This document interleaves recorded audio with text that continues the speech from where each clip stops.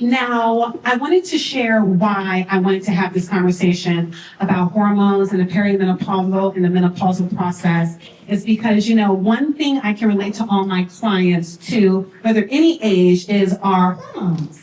On a monthly basis, I have challenges with my own. I know some of you all have expressed different experiences with your own, so I thought this will be a wise conversation for all of us because, of course, there's some younger generation here and some elders here, and I think it's very important for us to learn from one another through all ages because we're going to experience it one day, right? So, questions will definitely be held at the end. So please feel free to leave them. I'll pass you the mic once we get there. But I want to begin with the panel introductions. I'd just like you to introduce yourself, and then we'll go from there. Hi, I'm Christy Vitiello. I have an acupuncture practice for over 18 years. My anniversary was like 2 days ago. 18 years on Jackson and Van Ness, and I specialize in women's health. I also am a metabolic balance coach, which specializes in a food-based program helping nutrition and doing that without supplements.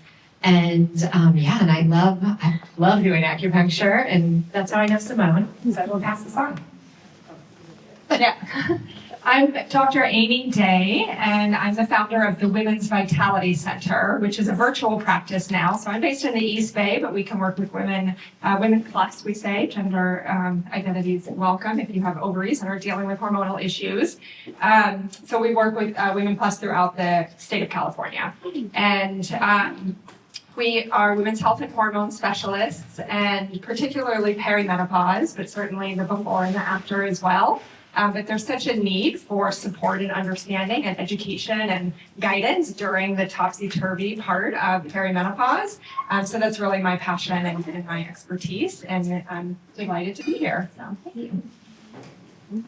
And I'm Dr. Brittany Crawford. I'm a clinical psychologist. I currently work at Kaiser Behavioral Health and specialize in perinatal mental health. So more so pregnant women or women who just gave birth. And I also specialize in pediatric mental health. So you'll visit. And that's it. I'm Dr. Claire Graser, and I actually work with Dr. Amy part of the time, and then I also see patients and do nutrient IVs and injections with B12 Love in the Marina. I also specialize in women's health and hormones, and have special interest in perimenopause, menopause, chronic UTIs, thyroid disorders, PCOS, and all things of that nature. Thank you, ladies. Round of applause. Okay, so we're going to get right into it. I'm going to start with Dr. Day. Dr. Aspects of our health, definitely. And I want to explore the magnitude of their effects. Can you explain what hormonal balance truly means and what it looks like when it's out of balance? Okay, I have 3 minutes. So I'm going to say a little bit about hormones, a little bit about balance, and then a little bit about hormone balance. So hormones are these tiny little chemicals that float around in our bloodstream, and they are almost insignificant. They're like so tiny, but they have a huge impact. I think of it like a hinge that swings a large door, or if you're familiar from chaos theory, the idea of the butterfly effect, like one butterfly flap of a wing can cause a tornado somewhere on the other side of the planet. So they're small, but they're mighty. And they're carried around in the bloodstream, attached to proteins, that binding proteins that carry them around. And when they become free or released, they interact with the cells in the area and have their effect, whichever hormone it is. But it's an action of balance and balancing. Think of if you're ever seen someone balancing a broomstick on their palm, and it starts to lean this way, you've got to come up underneath it and give it a little more support in that direction to help get it back to stability again. And that's if it was only one hormone, right? Then we have all our hormones and kind of finding that balance. So what can happen if our hormones are out of balance are things that probably everybody has had, your own version of experience of different hormonal imbalances. That can be cycle changes, it could be mood changes, it can be energy, fatigue, sleep problems, skin and hair changes, libido, vaginal dryness, hot flashes and night sweats, bleeding problems, all sorts of different things that can come from having our hormones out of balance in different ways and the different hormones. So a big part of figuring out hormone balance is figuring out which hormones are we talking about and what direction are they out of balance, so we can get up underneath there and give it more support where it needs, because they have such a huge effect on how we feel and who we are as we go about our daily lives. Definitely. Thank you, Dr. Day. Dr. Crawford, could you elaborate on how the psychological impact of hormonal changes, both beneficial and disruptive, can manifest in the present and potentially shape long-term mental and emotional well-being? Yes. That's a big question. I will start by saying that, I know the topic for today is for menopause, premenopause, but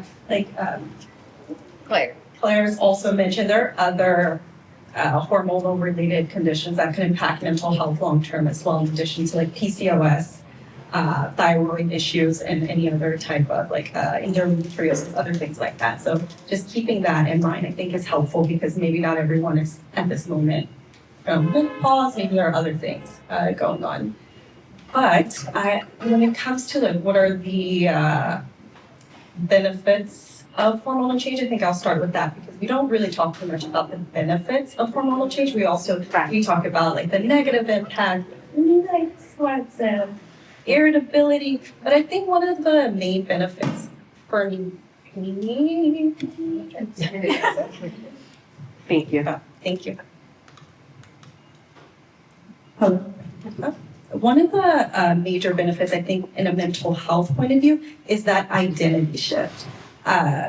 When it comes to hormonal changes, for the most part, what we see in, media and what we've heard historically is women are going through menopause and they no longer want to have sex, and now they're mean and they're moody.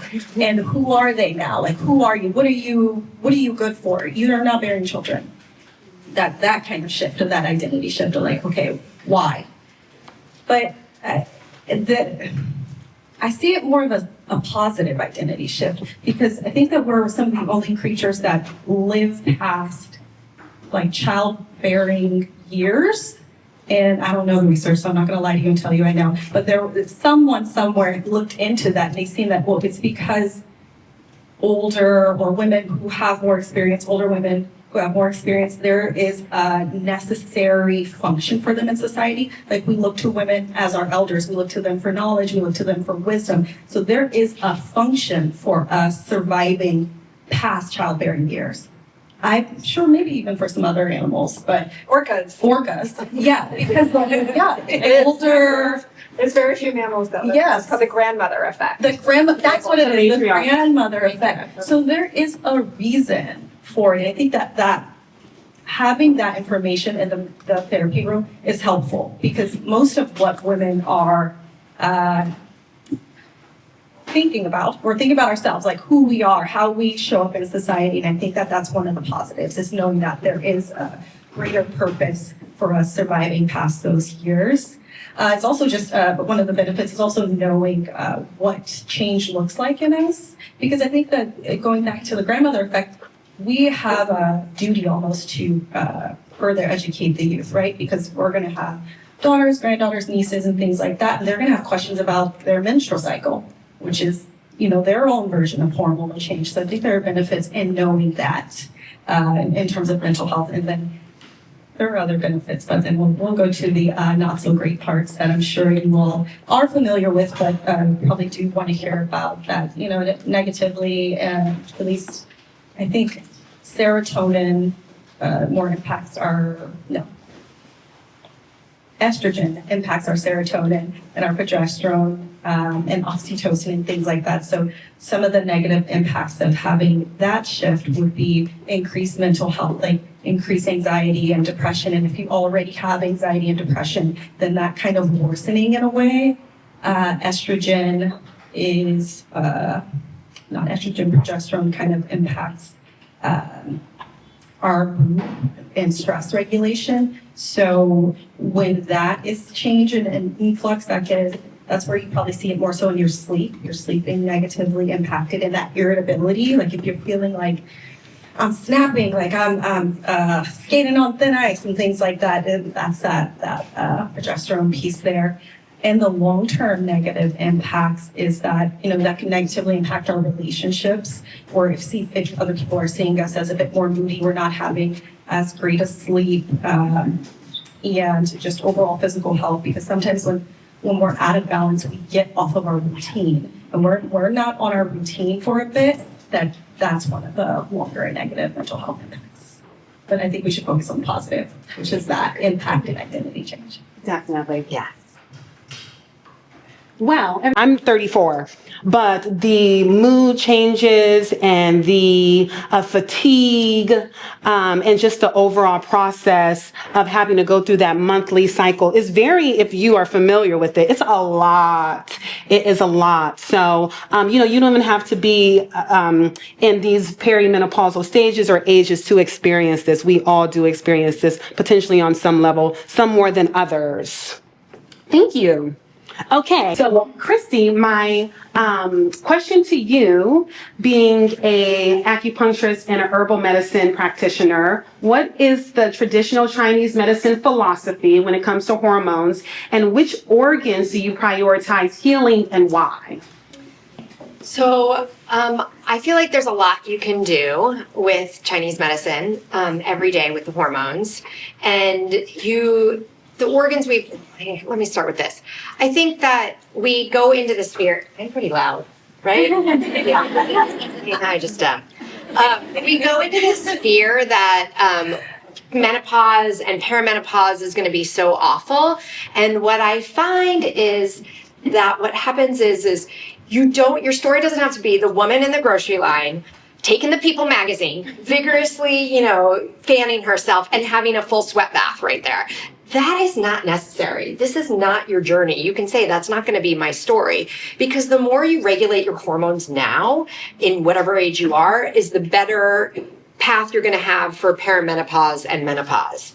And the things you can do for your hormones, like if we just go through the cycle, when you have your period, that is the time to restore, relax. This is not the time to do 8 miles and run and when you're having your period. This is the time to gather and rest and give your body a break. Then the next phase before your ovulation, this is when we're kind of, if you guys know Esther Hicks, getting ready to be ready. That's her thing. And so you get ready to be ready. We're kind of prepping up for ovulation. We're supporting our system. We're eating meats. We're eating really blood nourishing foods, leafy greens, supported protein. And that is getting ready into ovulation. And when you get into ovulation, this is the time where this is your highest power, right? Your greatest fertility. This is when you make the decisions. This is when you do all the things. And this is your PowerPoint. And then you're about to go back to cycle, but you still have, day 21 through 28. And when you're about to do that, what we want to be doing is we want to be exercising. We want to be lowering our alcohol intake. We want to be lowering sugar intake, because the more we move and get our bodies supported, the better period we're going to come. It is too common that people are like, yep, I have PMS, I have cramps, I have breast tenderness. This is common, but not normal.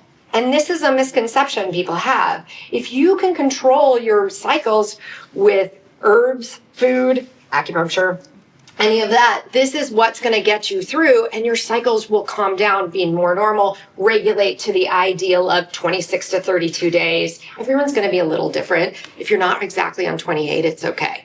And the 2 organs that I always talk about is the liver. The liver is in Chinese medicine, we have liver qi stagnation or liver congestion. And if you can smooth the liver and you do more, exercise and movement, I don't even care if it's just walking, that is great, and you calm down the liver. And the liver is what kind of is the controller of if you're having the breast tenderness and the cramps. The more you stress, how we're all I'm fine. And then this inside, but you have to be good for your friends, your family, your partners. That is liver qi stagnation. So the less you can do that, which is being mindful and meditating, and moving, then the less your period is going to be much better. You're going to notice the months you guys have stress, those are the months that are going to be an issue with your period. You're going to have more cramps, more breast tenderness, a little more clots, all that stuff. I'm doing two questions in one, right? That was one organ. Okay. What was the second organ? The second organ is the spleen, and the spleen is the nourishment. Spleen in Chinese medicine is so big. Western med's like, we don't need a spleen. Chinese medicine, we need a spleen, okay? And the thing is we need the spleen controls digestion and also controls the blood, the transformation of all your fluids, your yin and your yang. And nourishing the spleen is very key, and great things to do just for you guys self for every day is not eat raw food, eat more cooked food, nourish. Something called congee, which is rice porridge, is so great for our spleen. The worry, when we all worry all the time, this is affecting our spleen. So if we mindful eat, and we meditate, and we get some sleep, and you guys, please, sleep can cure half the things. So get some sleep, don't go 5 hours, go 8, These are all things that nourish the spleen. Eat your fats, that makes your hormones. It's really good to have a good conscious diet and, support your spleen. Wonderful. Thank you. Yes. And of course, we know how important nutrition. I love that you said that because, like I said, I teach the movement meal mindfulness theory, so the M3 formula. And I feel like a lot of times, sometimes we feel like just because we're moving, and although we may not be eating the best, or we may not be practicing that mindfulness, and it's all good because we're doing 1 of 3 or 2 of 3. But we really need the trifecta. You really need the whole spectrum to propel, which is something that I've learned. And I must say, yes, with Miss Christy, Dr. Christy, I'm not saying Dr. Christy, is that the herbal medicine that I've been taking for my challenges has tremendously helped. So I can speak to the herbal meds and the different practices on that end because I've experienced them. So wonderful. Thank you. Excellent. All right. So Dr. Claire, I've also worked with Dr. Claire at B12. She has given me a lot of micronutrients, a lot of iron is what I've been focusing on for the last few to help with my needing more sun in San Francisco ways, and more energy and more iron. So Dr. Claire, I have a similar question for you. When a client seeks hormonal health advice, which minerals and micronutrients are your go-to choices at B12 or in general, and why? And then what are the best avenues to continue getting these necessities? Okay, is that working? No. Okay. Well, there are so many different nutrients for different reasons, and so I think figuring out what someone's health concerns are, or just what their goals for health optimizing is really important. I have many nutrients, but maybe just a key few of those. I do think iron is definitely one of the most important for women, both pre-menopausally and sometimes even after menopause, even though you're not menstruating anymore. If you get into a deficit premenstrually or in the perimenopausal transition and you never know it or you never do anything about it, then you can still have fatigue and hair loss and slow wound healing and memory issues. So we usually do test ferritin levels, which is the storage form of iron. You can be iron deficient and not be anemic, which is a huge percentage of the population. So a lot of times it gets missed because they don't always test for ferritin in just the standard annual lab panel. So I love that one. And we do IVs injections, or we have oral supplements that are plant-based, so hopefully a little bit easier on the stomach. The other couple of minerals that I really like, or nutrients, we were just talking about sleep and mood. I really like magnesium. It's one of the most amazing minerals that we have. It's a pretty common nutrient deficiency as well. You definitely can get it dietarily through whole grains and beans and nuts, chocolate, but it definitely helps with sleep. It helps with, along with B6, with estrogen detoxification and metabolism, that combination of magnesium and B6 is really helpful for producing serotonin in the body. So without doing an SSRI, you can support your levels naturally that way. And then just a couple of other things. I think vitamin D is super important. It actually is a hormone. And we know it prevents diabetes, improves insulin sensitivity. It's really good for that seasonal mood issues, but really any mood issues. It can cause muscle pain or just muscle achiness when it's deficient. So anyway, that one's a great one. And then one of my other favorites, it's not really a micronutrient, but glutathione. It's a combination of amino acids, and it is the master antioxidant in the body. Really helps with liver detoxification, which we know is really beneficial for hormone balance, especially when people have endometriosis or fibroids or estrogen dominant conditions. We do N.A.C. is an oral precursor that you can use. A lot of people do with PCOS or other fertility concerns. But we do a fair amount of IV glutathione in our practice, and it can be really helpful for, feeling inflamed, PMSy, brain foggy. I've seen it really help with menstrual regularity, pain and cramping with menses, and you can kind of do it as a loading therapy when you're just like feeling toxic and not good. Doing it once a week for 4 to 6 weeks can get you a really good boost, and then all the other sleep and diet and mindfulness to kind of get you going. And as far as maintenance, I really think a whole foods diet is the best way to get your nutrients. But if you do have specific deficiencies, you can always recommend supplements or IVs or injections to get you back to where you need to be. Wonderful. I did. You see that both in women, those specific deficiencies. Like iron deficiency, B12, B6. I would say those are more specific to women. The iron deficiency is more common in women because of menstruation. Vitamin D deficiency is common, magnesium deficiency is common, but I did focus a little bit more on, how it. Floridix is something that I used to take to get some iron or iron pills. What about those additional things? Yeah, I think when you're taking supplements, that usually something in liquid or powder form is more absorbable than a tablet or a capsule, so that's always a good option. Okay, But I always just say whatever you're going to do is what you should do, because a lot of people don't want a liquid that they have to carry with them here and there or travel with or whatever. So a lot of times I'll say use liquids at home, and then if you're traveling or taking supplements at work, have a bottle of whatever it is in pill version if it's easier. Thank you. Any other questions? Okay. Oh, yes. I just have a general question for the panel on PMDD, and if you have any suggestions for how to treat that. With acupuncture, we do different points and we treat it with acupuncture. So it is something that, most female issues, like we treat. Yeah. Different points do different things, and it depends on everything else that's going on with you. So, because we look at the body as a whole, just like naturopaths, just don't just look at just that. We look at how it manifests for the person that has it.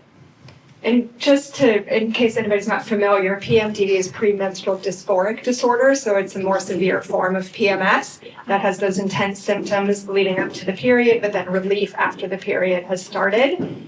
So that there's definitely a hormonal component to that, but all of the, your nutrition and your mindfulness and your movement, everything is going to help also. But we've definitely found that figuring out where the imbalance is, like working with estrogen or progesterone during that time of window, can be really helpful. Sometimes in conjunction with an antidepressant or something like that, depending on how severe it is, because it's important that, it can be really dark and really hard sometimes. But working with either or estrogen or progesterone can be really helpful sometimes. Yeah, I would say the magnesium B6 combination is really good for PMDD. I've had amazing response with even just that, so it's worth trying. And from the, I don't think this works. From the mental health point of view, I'd say, at least for what I've done with people before, is a lot of tracking. I think because there's a lot of dysregulation, being aware of what specific symptoms are happening and for the period of time. And this is helpful just to see if there are any patterns over like months, right? Because then you're more similar to with your period and like a period tracking app. You usually are, they like usually warn you, like, oh, you know, you're about to be, what's that called when you're fertile? Ovulating. Ovulating. Oh. That's how you can kind of feel it in your body. You're like, I don't know why I'm a bit more sensitive today. I cried over a jelly bean falling, and just really tracking your mood day by day. Yes, okay. I saw your hand first. I wanted to hear your opinion about hormonal birth control methods and women. So, I mean, I always believe that having our own control of our pregnancy is very empowering for women, right? But many women, like me, for example, have very painful periods. I could never wear like a physical method because that would make my pain worse. So normally what they always recommend is hormonal methods, right? Effects and everything. So I would like to hear your opinion about those. I'll comment. I'll start it. So, like you said, and having that control is so important. But it's not the only method, right? And there are pros and cons. When we're being contraceptive, we are working against nature, so there's always going to be some kinds of pros and cons of how, different methods and ways to work. I have a history of endometriosis really severe, so I was on birth control pill for many years to just regulate that. I did it for my 20s and that kind of stuff. But then when I wanted to live a more natural life in naturopathic school, I got off of it. But then it's been a whole journey since then of learning how to regulate my hormones and everything. So I don't like the use of the birth control pill as a treatment that suppresses symptoms without figuring out what's going on and giving women options of how you could potentially treat that. But it is one tool in the toolbox, and there's pros and cons. I think I kind of just agree with what you're saying, but there are definitely concerns for nutrient depletions and for mood problems and for weight gain and for libido effects and all of that. So if you're using it for contraception, are there other contraceptive methods that could work for you? If you're using it to treat a condition, are there other treatments that could help you treat that condition? But if you need it and, weighing all the pros and cons, maybe there's a period of time in your life or there's ways to support your body by taking B vitamins while you're taking the oral combined pill so that you're more regulated. So those are some of my top thoughts. I agree with what you're saying. But I think the problem is so many people have been on it for so long, you have no idea what you really feel like. And when I went off birth control when I became an acupuncturist, I was like, holy shit, people feel like this? Sorry guys, I'm not supposed to say that. I was like, wow, I have so much more energy, my mood isn't insane. And then other people, with the pill feel more stabilized. But I think over a long-term time, people no longer know. Also, people don't know their period. So many women I have to explain what happens when ovulation, when you ovulate, what's number one day of their period. It's like we're not learning about ourselves. I mean, you can figure this out. We're supposed to have discharge before ovulation. That's the telltale sign. That's what's happening. When we look for that, you're ovulating. That can be your form of birth control. I just think we've gotten to the point where we've put people on this since what? You have acne at 15, birth control, and you just stay on it because you're like, well, I had cramps at 15. Well, when you're 30, that's not necessarily the case anymore. And there are other things, supplements, herbs, acupuncture, even, chiropractors do, female health. They can all control this and you can change your cycle. This is not the only choice. And unfortunately, that is the only thing presented. And don't love it. Yeah. Good question. Yes. I wanted to circle back to glutathione and how you, can you explain the difference between the oral or you do an infusion, correct? Mm-hmm. And if there is an oral over-the-counter one that you can get, do you have one that you recommend for someone with very sensitive body? Yeah, we do. Usually with glutathione, it's not very well absorbed across the digestive tract. So usually they recommend to take N.A.C. as a precursor. It's only one of the 3 amino acids that goes into making it, but it does effectively raise levels.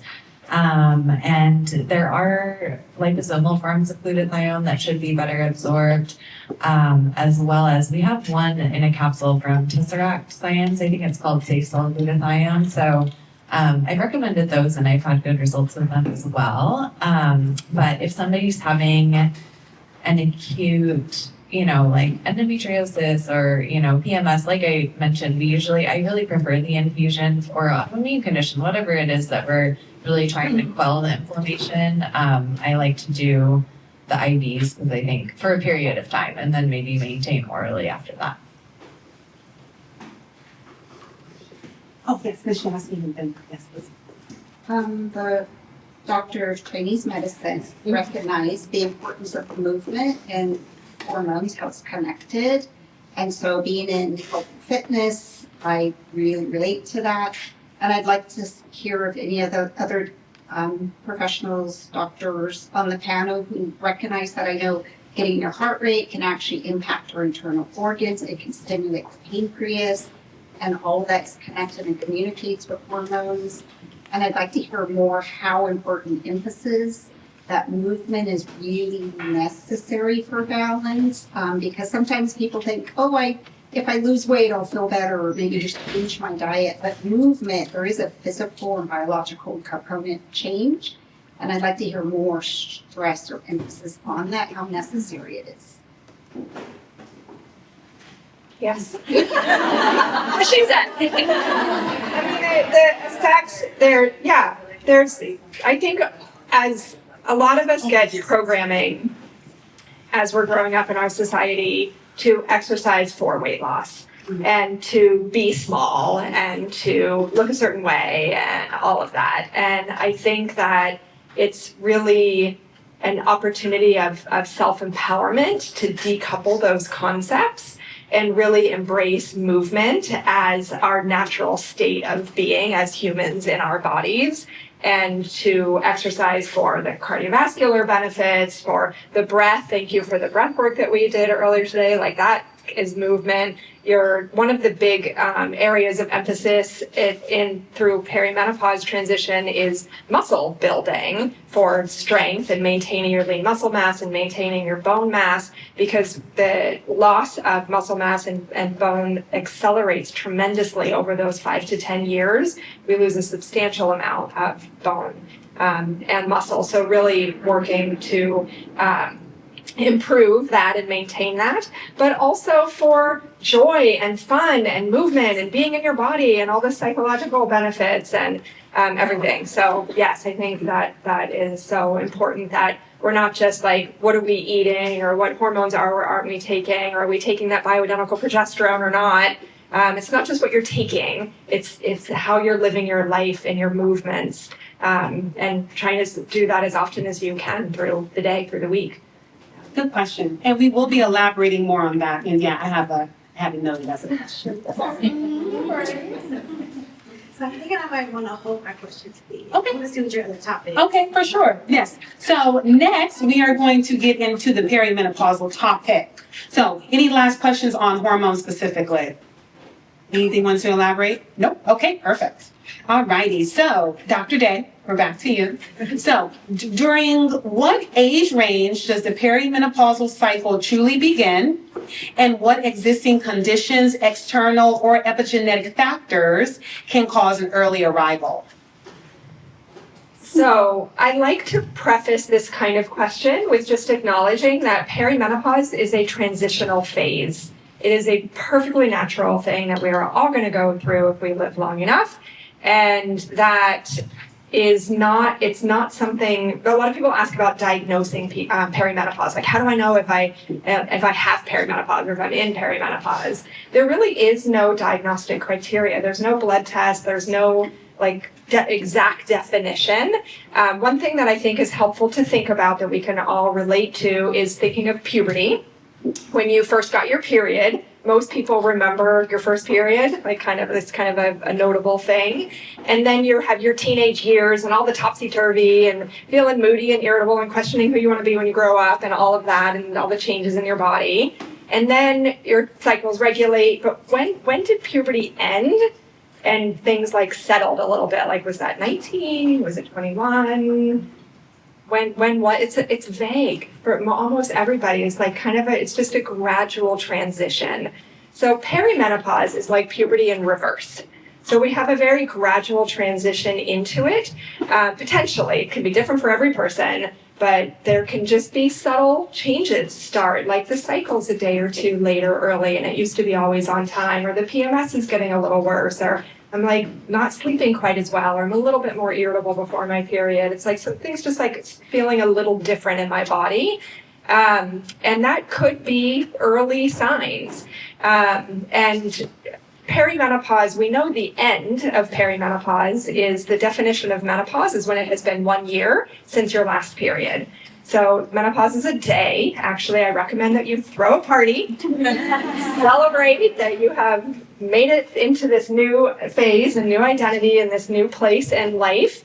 And then after that is technically called postmenopause, or a lot of times it's just referred to as menopause going forward from there. But the definition is when it has been 1 full year since your last period. There are some caveats if you have an IUD or if you've had your uterus removed or something like that. But generally speaking, we know perimenopause ends with menopause, but when does it begin is vague. A lot of people in the world of fertility, or if you have been on a fertility journey yourself, know that the age 35 is kind of a magic number, and that the same reasons why there's a general idea that our fertility can start to decline at that time. It's very individual. It is not a perfect cutoff at all. I don't like to focus too much on that 35 number, but the same thing kind of applies thinking about like those changes that are moving a little bit of away from reproduction are moving towards perimenopause. So when can it start? Mid-30s. Really, and that's kind of a surprise for a lot of people. We usually think of like 40 or maybe even 50 or something. A lot of times if you go to the doctor and you're saying, I feel something's off, I wonder what's going on, and could it be related to menopause? So many people who come to us say that their doctor said, oh, you're too young for that. It's not what it is. But really there's a transition, that's this natural shift that's going on. And I really invite this, I think a couple people have mentioned it up here, the idea that when you, a lot of our societal expectations is to like go into like peri-panic. If you're like, oh my God, is that perimenopause? I don't want that to be what's going to happen. I'm so worried it's going to be horrible and all of that. To really use the opportunity to step into what I like to call peri-power, and to say like, okay, I'm paying attention to my body. I'm going to learn what my new version of my body needs, how to take care of myself through this time, and really take this opportunity to focus in on the things that you can do to learn and support your body. And yeah, it's a changing body, and that's okay. And you can learn how to take great care of yourself. And really, my practice name is the Women's Vitality Center. I really believe and see every day in our practice that you can feel vital at any age, at any stage. And we don't have to just like think that it's going to be horrible. There's so much you can do to help smooth the ride and support yourself in this time. Wonderful, wonderful. Dr. Crawford, many women, we already spoke about this, face increased anxiety, fatigue, depression, mood swings while juggling daily responsibilities like work and motherhood. How do you support them as well as encourage them to support themselves as the hub undergoes its reprogramming? That's a great question. I'll start by saying that, earlier I mentioned being okay with the narrative change in that stage of life, but what I did fail to mention, and I think comes up in this question, is what happens in the therapy room when it comes to that change. And two main things. One is the grief women feel about that past life or the life they thought they may have had, and just having to go through that transition. So it's not like a grief of the passing away of a person physically, but it is like a passing away of a theoretical person, of who you used to be. And that's a lot of the work. And another piece is the betrayal, because sometimes we feel like our body betrayed us because we're like, why isn't it doing what it used to do? Why do I have this low libido? Why am I so irritated? Why? All the whys. And that's usually what we're working on. We're working on the grief and the betrayal. And that's already hard enough because it's hard to acknowledge that. It's hard to acknowledge that you aren't who you used to be, or you aren't who you thought you would be at this point in life, because maybe you did make it to the perimenopausal phase and you haven't started a family that you thought you were going to start at 25 and be married with a $3 million house, which I thought was going to happen when I was 10. And there's a grief with that. There's like, oh my goodness, why is that not what I'm living in right now? But going back to the question about, mothers going through that change, a lot of what I see is struggles with boundary setting, struggles with communicating needs, and that also goes into that identity of like, how often are we telling people, this is too much, I need a break, I can't do this, I don't want to do this. And if we are parenting, right, a lot of the time the work is mostly on mom. It's hard to manage all of that. And a lot of the things I've worked with individually is like how to tell people no. That's hard. It is very hard to tell people no, because usually we feel like we have to explain our no's. We have to like, no, I can't because I have this other thing, or no, I can't make dinner tonight because I have to do this. But no, sometimes it's a no. Well, in that case, sometimes explanations are needed, but most of the time it is difficult to set boundaries. And another thing that comes up is needing to reassess the family dynamics anytime a situation changes. So maybe you just had a child, maybe there are some hormonal changes, and in your family unit, you may have been able to take care of certain things. You may have been able to take care of A, B, C, and D, but with this recent shift, maybe you can no longer take care of A, B, C, and D, and you can only take care of A and B, and your partner has to take care of C and D. You, like in any job, you have to reassess what the needs are, what the expectations are, and divvy it up based on that. And that can, again, be difficult to do. There was another part of that question, did I feel like I didn't get to? How do you support them as you encourage? How do you support them as well as encourage them to support themselves? So the healthy boundaries, Yes. the establishing. I support them by letting them know that this is absolutely normal. Not normal meaning that everyone should experience this, but normal meaning that just about every woman has experienced something like this. Because a lot of the times it does feel isolating. I talk a lot about this, especially when it comes into my work of perinatal mental health. Again, that identity of things looking perfect on TV. When you hear about someone's life, you're like, oh my goodness, they're managing it so well. Why am I not managing it well? It's like, no, they are not managing it well. No one is. We're all freaking out inside for the most part, and we hate it here. We just don't feel comfortable saying, like, I hate this. I don't. A lot of those people that work with, they don't, it's not that they don't like motherhood. It's like it wasn't what they were expecting. They were sold a lie almost, like, again, because of what our parents have told us. You're supposed to want this, you're supposed to enjoy this, or on TV it looks so easy, but then you get there and you're like, this is hard. This isn't easy. I'm tired. I don't feel like myself. I don't feel like I'm me. I don't feel like I'm Brittany. I feel like I'm somebody's mom and somebody's wife, and that's it. How do I get to being Brittany? And that's usually what I'm supporting them through, and helping them with boundaries, acknowledging the grief and the betrayal, and and building community and support. Sorry if I'm talking too long, but building community and support with like-minded individuals, so other people going through something similar can really help with the isolation as well. And I think that's important to correlate, Christy, what you said about, how worrying can affect different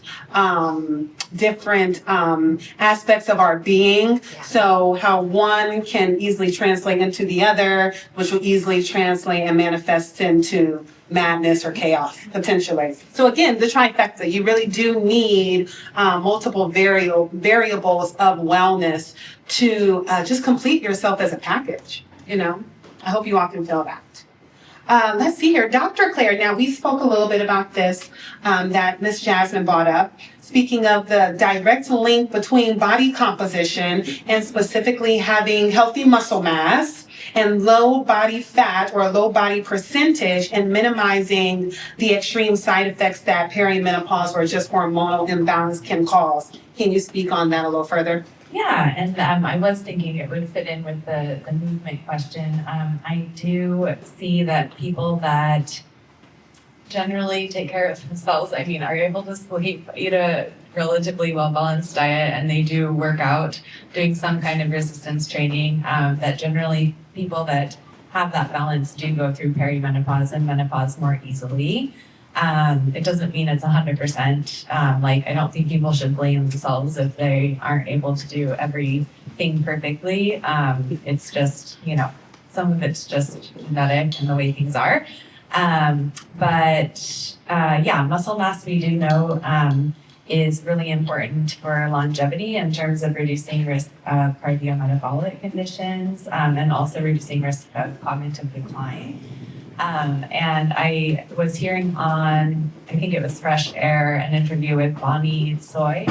She wrote a book called On Muscle that came out recently, and she was talking about the myokines that are muscle release, and that actually does go to the brain, the pancreas, the liver, the bones, the muscles themselves, and they are released when we exercise, and those things, you know, can improve bone health, they can improve insulin sensitivity, they can improve cognition. So definitely those things are really beneficial. Regarding fat, I think, you know, excess fat can be inflammatory for some people and create its own issues, but you know, we do make our sex hormones and cortisol and other things from cholesterol. So I do also see some people that have a really low body fat percentage and probably also not great muscle mass, that they actually do experience more menopause symptoms because they don't have that extra reservoir of fat tissue for estrogen production. Wonderful, thank you. Okay, so moving on, and nutrition is something that, if you're my client, you know, is something I really stand by. And a lot of my nutritional habits, I have had to shift myself, even as a coach, because I do have these challenges, my hormonal challenges. So, Dr. Christy, can you explain how women can adjust their nutritional habits to support their newfound circadian rhythm and improve their sleep quality throughout this time? Do an hour without screens. This is super important, you guys. Get ready for work. Not all of us go to work anymore, but so you don't pick an outfit, but, you know, maybe food prep, wash your face, do your teeth, do all that the hour before. Don't then go back on your screen. That is not what we do. And I think people don't think about caffeine. Caffeine, I'm a very moderate practitioner, right? I drink caffeine, I have a wine, you know, like I understand we want to live life. So I'm not very strict, but what I do find is I have people come into my office and they're like, well, I only drink 5 cups. It's fine. And you guys, that's way too much. So get yourself down to 1 cup. And usually it's just the habit. So the habit is okay, I need the tea at lunchtime or I need this, and just make it a decaf. You guys, make it green tea if you can. Green tea is so great for your metabolism. It's so much better than coffee. I don't love coffee for anyone. I do think people, and you guys also, if you run anxiety rise and that runs at night, coffee ramps you up. Even though you're having it in the morning, at night, that's going to be a problem. So I do think these are things that we could do. Sleep, we could meditate before sleep.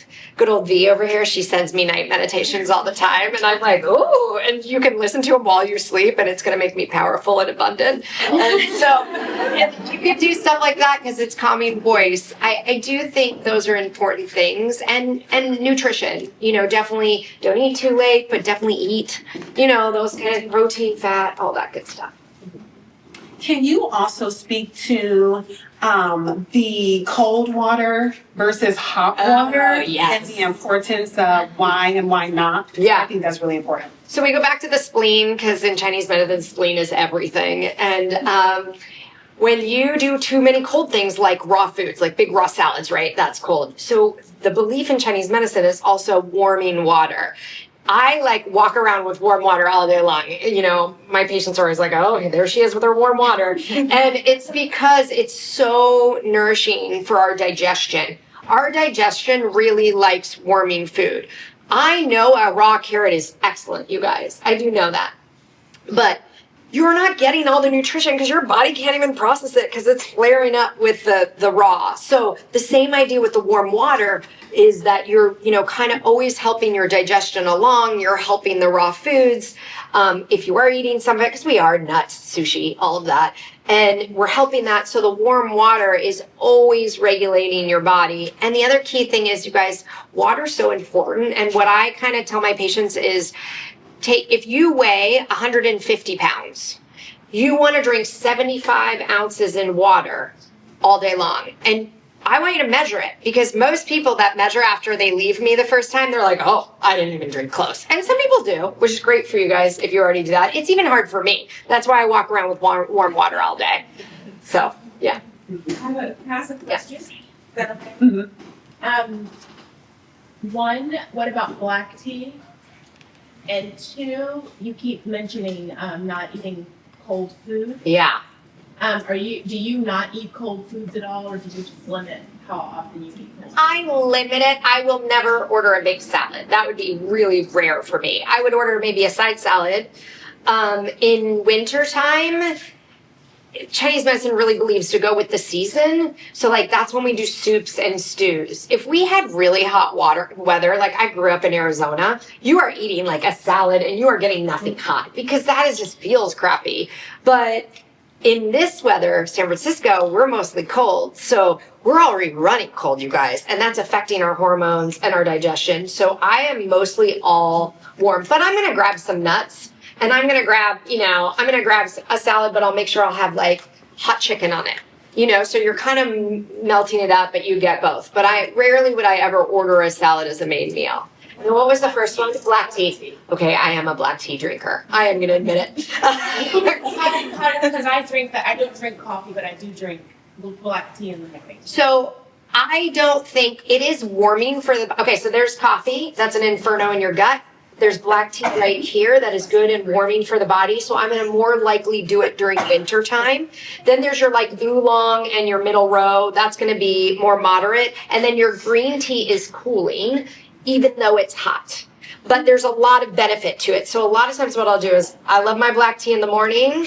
Good old Barry's Irish Strong. And then I'll go for like, yeah, see, good stuff. And it's clean, you know? And so then I'll do like my green tea in the afternoon if I do need to pick me up. But mostly I tell you guys less caffeine. Go run the stairs in your building real quick. That'll give you as much as caffeine as you could, you know? And then do a decaf green. Like I have decaf gun cha. You know, that's the tea you get from the Japanese places that are really yummy. I have a decaf one, so I feel like I'm not missing out. So yeah. What do you put in your black tea in the morning? Nothing. Straight black. I know. If I'm feeling a little sassy, a little honey. Sassy every morning. I know. I feel like if you're gonna sweeten, do honey. I do honey and lemon. Yeah. Okay, but remember on the lemon, you guys, if you are running hot flash, like full hot, if you're at that point and you're feeling real warm, lemon's gonna make you a lot warmer with the black tea. So just be aware.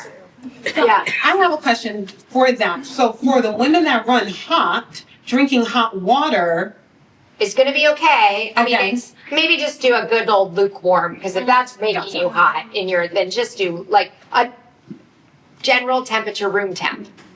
Try not to put ice in your stuff. That's what we say, because it taxes you in the long run. And mulch culture's like, if you go out of the United States, you guys, ice is foreign. Yeah. They think we're crazy. So it's because it's so much, you know, I went to China, ice does not exist, right? Because they don't like it, no cold. So yeah. So, and you gotta go on. I was just gonna say, I love when the traditions of Chinese medicine are really all like correlated with like Western medicine, physiology, understanding. Like when you have ice cold, it makes the blood vessels constrict. Like you ice an injury, right? It like makes the blood vessels constrict. But when you have warmth, the blood vessels open, so you get more circulation around the digestive system. So from a like, logic, science mind, it makes sense too. Yeah. And I see it in that same sense of, like when we pass, when we die, we turn cold. But while we're alive, we're warm. Yeah. So we want to keep the body warm. I'm gonna use that. I think so. I wouldn't know. Okay, wonderful. Good question. Okay. Please, Tracy. What are your thoughts on fasting? Oh, that's a good question. This is going to be controversial. I don't love fasting for females. I do think fasting for men work really well. I think fasting short term is okay. What is short term? I would say like a few weeks. I don't fast at all. I mean, I don't mind it. Like, I don't usually eat past 9. That's my big one. And then I eat again at 8. So I do a 10, 11, maybe a 9 to 10, depending on when I'm getting up. But I think we really need breakfast. I am a huge proponent of breakfast. And when people fast, they go till 12, right? And they're like, oh, I lose weight. But I watch people in their 40s. And so it's not doing anything for them losing weight, helping their hormones. And I see so many clients, I'm like, please just start eating breakfast. We need to regulate your metabolism. We need to support your system. You need brain food. Kids that go to school have teenagers as my patients. I'm always like, eat an egg bite. I like make them make egg bites. I'm like, just walk out the door with a darn egg bite and your brain will function so much more. So I am not a fan of it. I don't think hormonally. I'm okay if you want to do a short-term fast. But which is what timeline? What's the short term? I would say top 1 to 2 weeks. I don't know. What do you mean by It's like if you wanted, sorry. No. I'm sorry. If you wanted to fast and do that for intermittent fasting. Intermittent fasting for 2 weeks. Yeah. Thank you. Oh, okay. Sorry. No, don't fast for 2 weeks. Yes.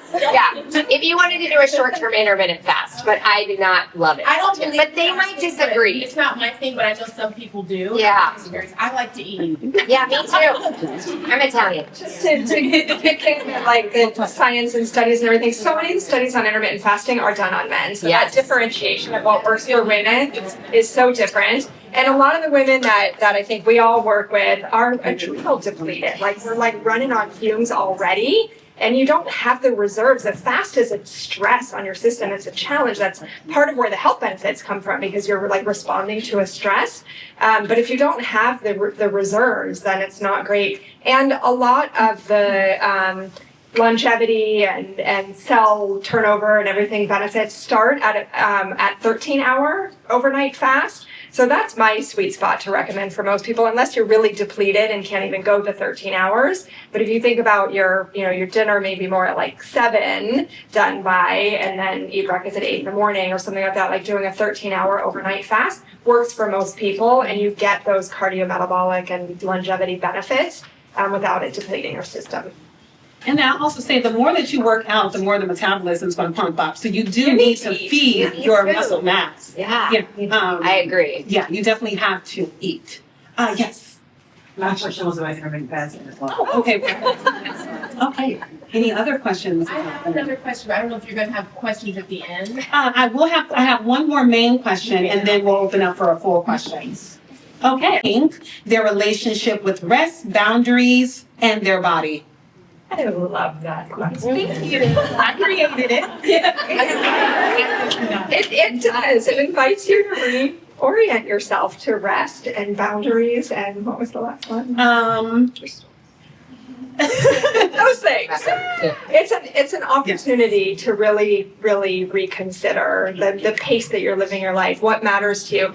I joked about in puberty, you're like, who do I want to be when I grow up? This is a chance to ask, like, who do you want to be when you grow up? What do you want your second half to look like, or the next chapter of your life? What really matters to you? It's not just, the parenting or the work or the partnering or whatever, like what's important to you and what really matters to you. So I think that another piece, just from the hormone side that I wanted to weave together a little bit here is our adrenal system that produces our cortisol, which is a stress response, right? When we experience stress, we go fight or flight. And then it also regulates the circadian rhythm that we were just talking about. Your get up and go in the morning, taper through the day, be able to sleep at night. When that all is working better and we can have those rhythms in our daily lives and then in our monthly cyclical lives and then in the greater cycle of a lifetime of this shifting pattern through perimenopause, it's really an opportunity. And again, that like shift from peri-panic to peri-power, I just really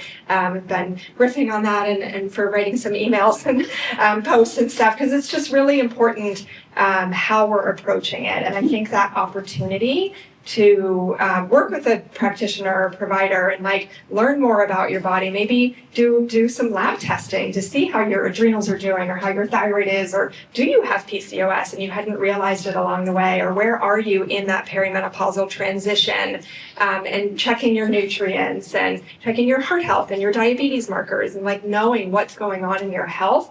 I love to think about the idea that the things that we can do for ourselves now that might help you sleep better and help the periods be managed better and help your mood better, the things that you're going to feel every day now, those things are also setting your trajectory for your future. So another analogy I like to think of is like those small degrees of change right now. If you can like lock in a new habit and it points you on a different trajectory, in 10, 20, 30 years from now, it puts you in a really different place. So I like to kind of tune into my 80-year-old self and think of like, what can I be doing now that she's going to look back at me and say, thank you. Like your 80-year-old self will thank you for the things that you do today and do over the next months and years to take care of yourself in having time to rest, having your boundaries, putting yourself first, keeping yourself on your list of priorities. We have so much on us, and especially at this time in life, but it's a real opportunity to step into our own power and put ourselves first so that we can mentor and teach and give in the ways that are meaningful to us without the burnout and the grind of it all. So it's an invitation. Beautifully said. I do have a question, speaking of 80-year-old self. So there could be or could not be previous conversations had with our grandmothers and mothers about what's going on within the womb and things that they have experienced, et cetera, et cetera.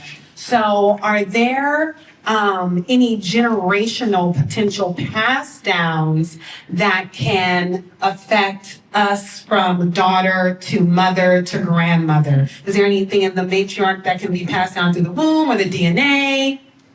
There's so many levels to that. It's a deep question, honestly. There are some tendencies, just kind of observational studies and stuff on like if your maternal side of or people in your family had menopause early, like you may have more of a tendency to have it earlier. If they were like 58 and still plugging along with periods, like you may have more of a tendency to continue your periods until later. So there's some influence there. But I think so much of it also comes down to intergenerational like DNA patterns and epigenetics and trauma patterns and the stressors that people have felt in different generations in your history. It's where going to therapy or working with someone who does like family systems work or things like that to look at what those patterns are. Those are my first thoughts. But I'll say yeah. Thank you. One of the things that stuck out to me with that question was silence, because in that perinatal mental health work, working with women with postpartum and things like that, one of my intake questions is, do you have any family history of any woman in your family having any anxiety or depression after delivering? And 85% of the time, the answer is, I don't know, because they didn't talk about it. I think silence is something we can absolutely pass down to the generations that I would say negatively impacts being silent about anything. But being silent about any trauma you've experienced, from any family member. I mean, you don't have to say who the family member was, but when you're quiet about those things, they learn to be silent. and they teach their kids to be silent because it's like a unspoken rule. We don't talk about these things. It's too taboo, and that I would say absolutely negatively impacts people from a mental health standpoint, where they come to therapy, right? And this is finally the space where they feel like they can talk about this thing that happened to them when they were a kid or even in their marriage, but they didn't feel comfortable talking about it before because they've never seen anyone else talk about it. So it's not like epigenetics, but I feel like it is just as important. Yeah. I just want to say it's amazing that all of you are here because you're talking about it. You want to know about it. Like, pat yourselves on the back. Like, this is a conversation that needs to be having and needs to be had. So thank you, Simone. Of course, yes, absolutely. No, I need to know. What's going on? Okay, let's get into more questions, comments, concerns. Yes. All right, so my question, sorry, here. Okay, so my question is actually for the entire, like in all of your offices, have you seen an uptick in women 45 to 50 coming in, asking questions, or like what's the service that they're asking for, or the conversation that's being had? And that's for acupuncture, hormone therapy, and infusions. I would say that when it comes to that part about being a new parent, that's where I'm seeing a lot of older women come into my work, and the conversation goes back to that identity change, role shift, feeling the grief because they feel like their friends had children earlier, and now their children, their friends are closer to grandparents' age, and they're just now getting into parenting and feeling like they are inadequate, not good enough moms. Sometimes having that question of like, why did I wait so long, and things like that. So dealing with a lot of the grief and betrayal, again, which I feel like those go hand in hand when it comes to working with women. We have a lot of internal negative feelings. So that's been the conversation. And similar to the things I mentioned before, expressing what your needs are to people and feeling comfortable doing that. I'm going to let Claire answer because on my team, she's a great person to work with when you're wanting support for fertility, so hormones and nutrients. Yeah, I think we do have people coming in that are trying to get pregnant at,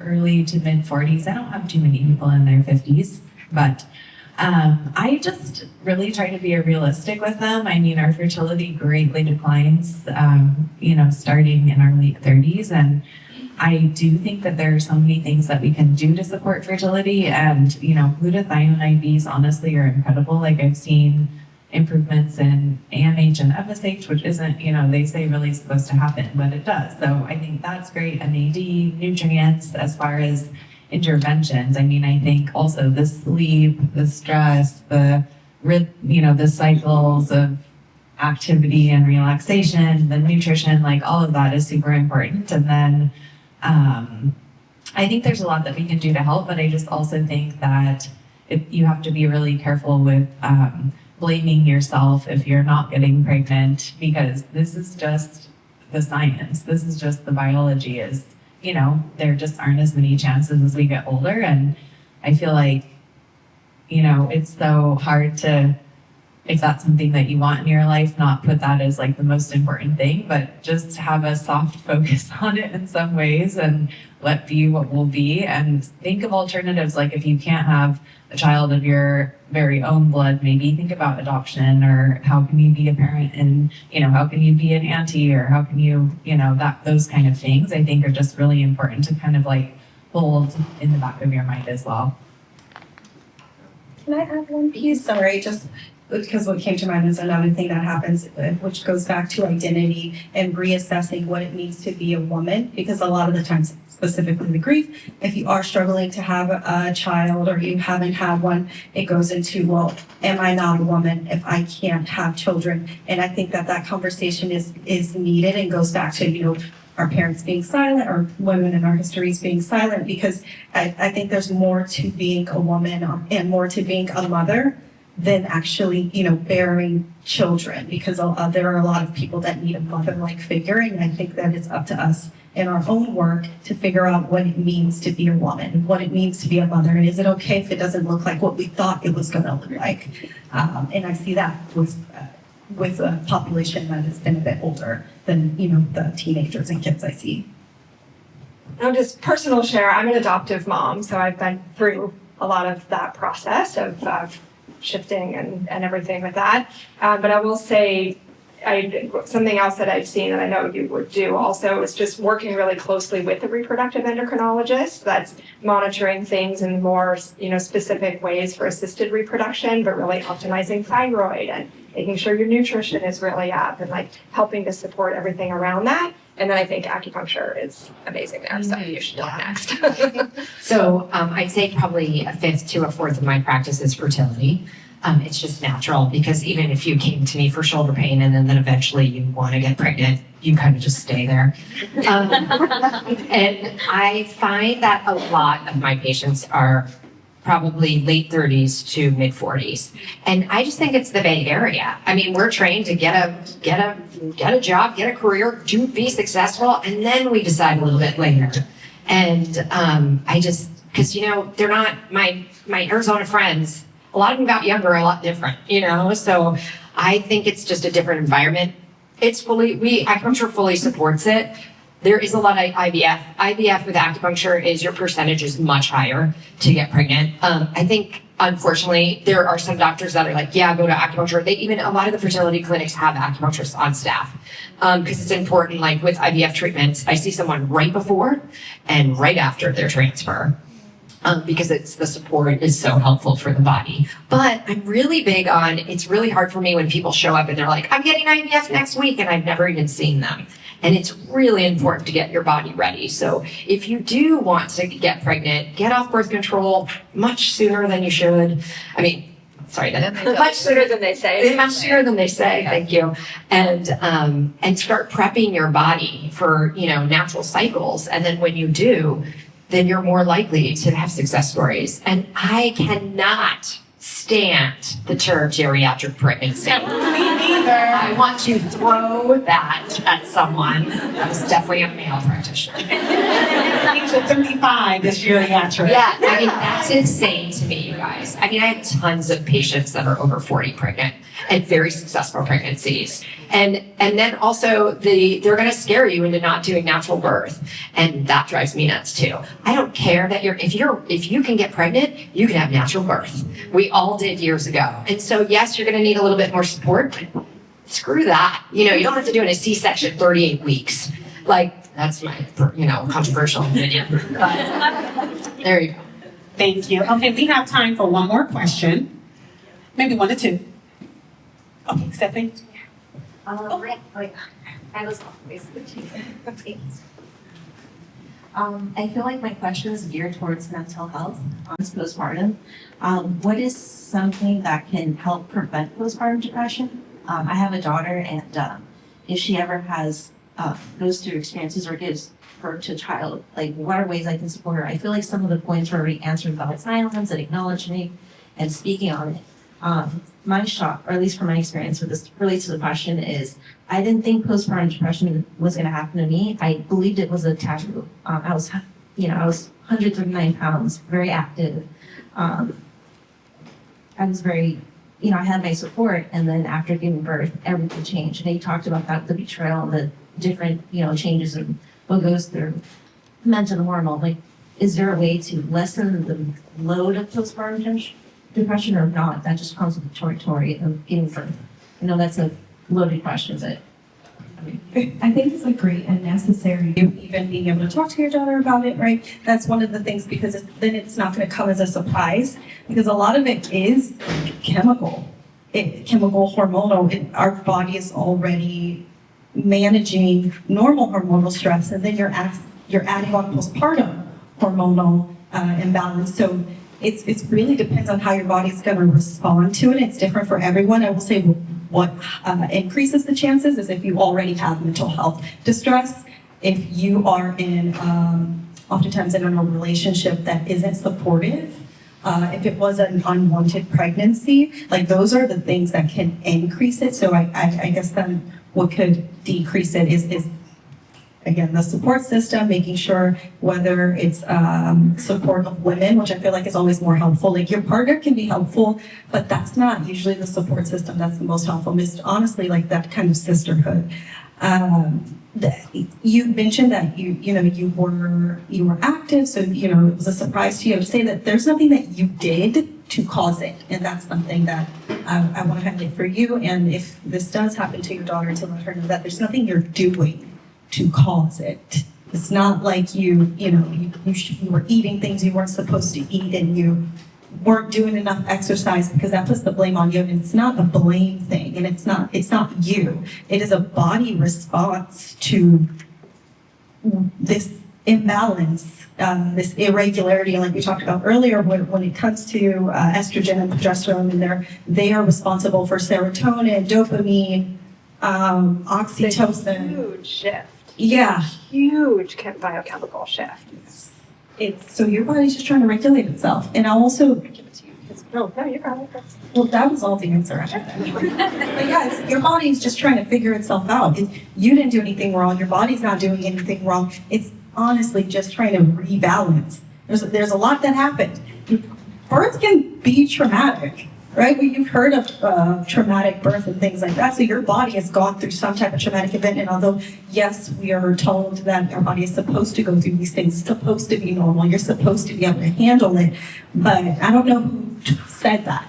I don't know what person has told us that we're supposed to be able to manage this happily and not be too upset. But that's not only false, it's harmful to women, because it's not true. It's any type of trauma to our body. We're going to have a negative response every now and then. It's not going to go perfect. It's not going to be daisies and roses. It's going to be painful. We're going to be irritated. We're going to be sweaty. We're going to be mad. Postpartum rage, that's one. So if you've got some of that, let that out, girl. We should have a scream room. 2026. Kind of support Stephanie. Yes, ma'am.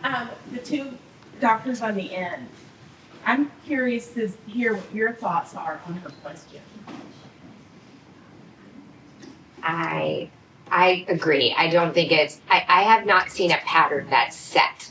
I mean, there's theories in Chinese medicine that, the more you movement, your hormones going into pregnancy is, a factor.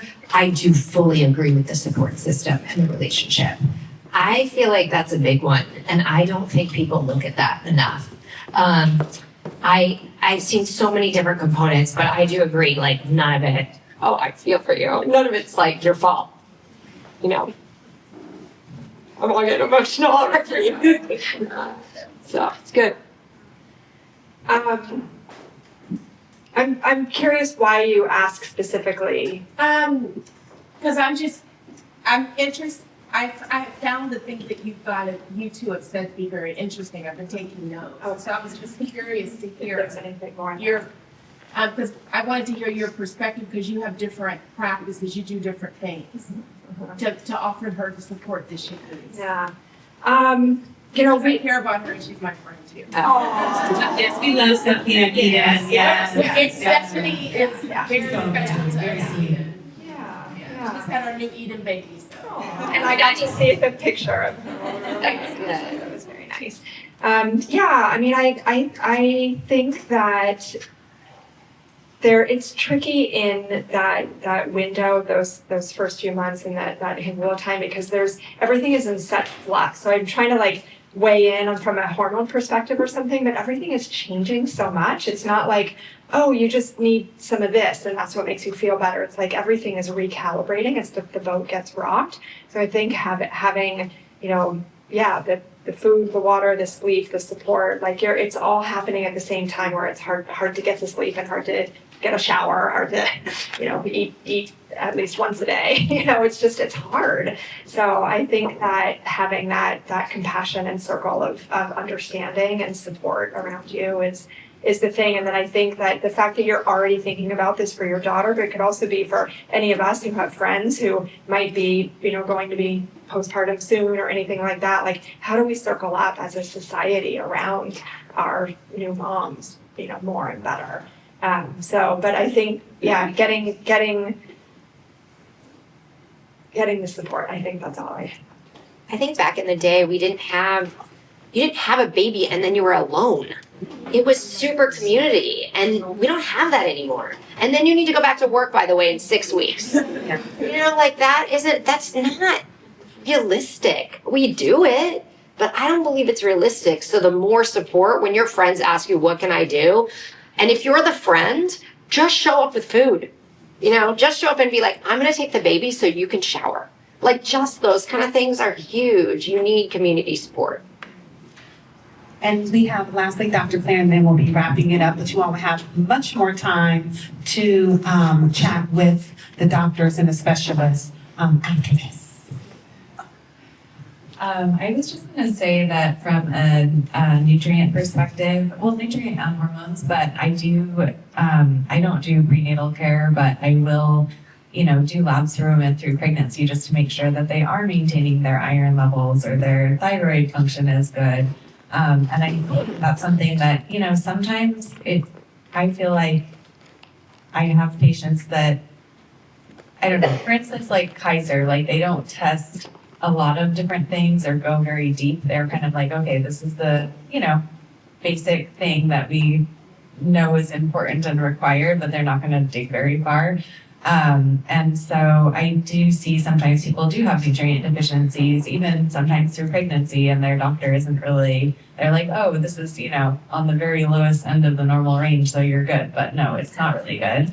And then when you do deliver, I always try to, I know it is really challenging being a new mom and you don't have time to do things, but within the first, at least, maybe by month 3, get another set of labs, because your hormones should be like your thyroid, your iron levels should be more stabilized post-delivery. And, we probably lost a lot of blood in delivery. And did they tell you to take your iron? Probably not. They probably told you to take it while you were pregnant for the baby, but not really for you. So, and then I do also find that progesterone, bioidentical progesterone, can be really helpful in postpartum depression. So I've used that with good success. Wonderful. Everyone, let's give a big round of applause.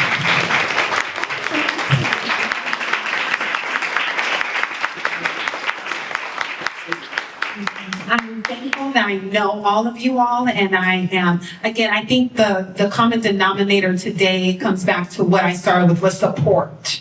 Support is so big, so major for all of us in any way, shape, or form. So I hope that you gather some information and knowledge to receive potential support for yourself and your wellness journey and your womanhood today.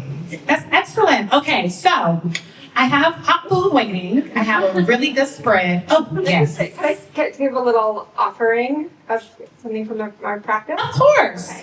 We have a panel. It's called Hormone Harmony Foundations, and it's an opportunity to get a whole panel where you're looking at your thyroid and your adrenal and your nutrients and your hormones and seeing where you're at and where everything is. So in the postcards that we'll have up there, we have a free workshop about perimenopause, and in that workshop it gives a coupon code. The coupon code is workshop. So if you don't watch it, then that's what it is. It's workshop, and you can use that for $100 off on our Hormone Harmony Foundations panel. So that's something, if you're kind of curious about, I want to see the whole thing that's going on. It includes, it's $9.97 normally, it's $100 off. So I recognize it's an investment that includes all of the labs and a consultation with one of our hormone experts, potentially Dr. Claire, or we have 2 other doctors also. But it's a really great way to learn, get those insights and see where are my levels, what's going on. So very necessary, absolutely. And you'll be able to, there's a sponsorship table with all of the sponsors that will be up front where we'll be doing the raffle. There's food and mimosas outside. So I would love for us to go ahead, and my stomach just rumbled. So I would love for us to be able to head out there, mingle, eat, drink, definitely, chat it up with the panelists, the instructors, and then we will gather shortly for the winners of the raffle. Yeah. Thank you all. Thank you. And if you haven't been outside yet, it's just right down the hallway, in the middle hallway.